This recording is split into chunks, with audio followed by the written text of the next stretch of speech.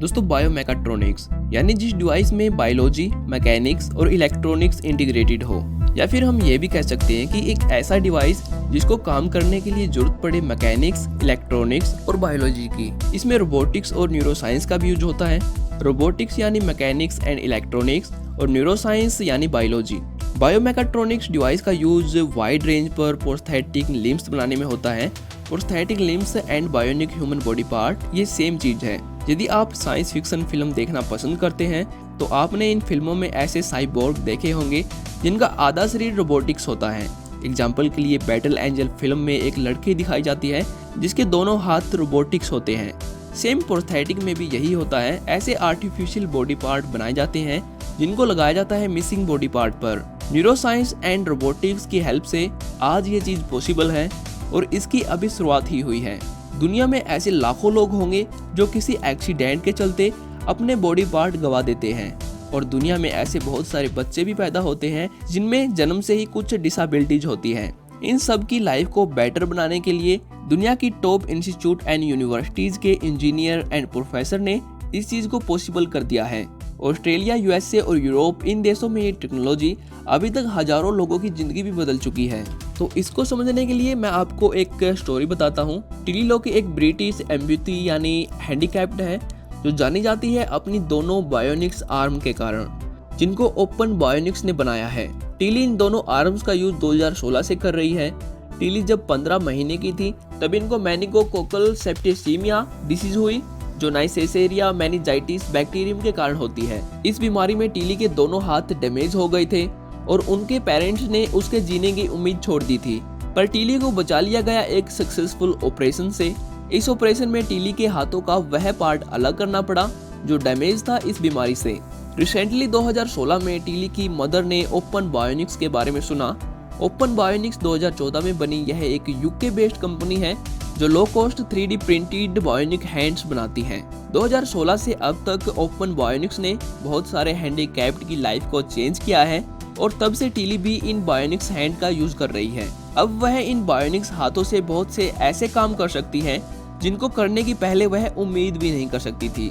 दोस्तों ऐसी ही same story है ह्यूग हर की, जो MIT में एक प्रोफेसर है और साथ में ही अमेरिका के एक फेमस रॉक क्लाइंबर भी है। जनवरी 1982 में ह्यूग हर के साथ रॉक क्लाइंबिंग के दौरान एक एक्सीडेंट हुआ। इस एक्सीडेंट में इनकी घुटनों के नीचे से दोनों लेग्स चली गई। डॉक्टर्स ने साफ मना कर दिया था कि ये अब कभी भी रॉक क्लाइंबिंग नहीं कर पाएंगे, पर ह्यूग हर ने MIT लैब में अपनी बायोनिक्स लेग्स बना ली, यानी अपनी खुद की प्रोस्थेटिक लिम्स। ये लिम्स एक नॉर्मल प्रोस्थेटिक लिम्स नहीं थे, ये वैसे ही काम करने वाले थे जैसे हमारे बायोलॉजिकल लिम्स काम करते हैं। MIT में ह्यूग हर बायोमेकाट्रॉनिक्स ग्रुप के डायरेक्टर हैं। इन्होंने अपनी टीम के साथ मिलकर ये चीज पॉसिबल कर दिखाई। इनकी bionic legs same biological legs के जैसे ही फील एंड एक्ट करती हैं, जिनसे ये आसानी से चल सकते हैं।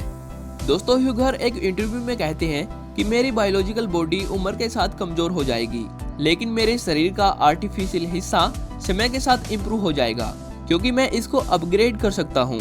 इसलिए मैं अनुमान लगाता हूँ कि जब मैं 80 साल का हो जाऊंगा तब मैं कम एनर्जी के साथ चलने में सक्षम हो जाऊंगा। उस 80 की एज में अधिक स्टेबल और शायद तेजी से दौड़ भी सकूंगा। इसलिए मेरे शरीर का आर्टिफिशियल हिस्सा कुछ अर्थों में अजर अमर है। दोस्तों अभी से हम बायोलॉजिकल बॉडी और रोबोटिक्स को आपस में मर्ज करके हमारी डिसेबिलिटीज को सुपर पावर में बदल रहे हैं।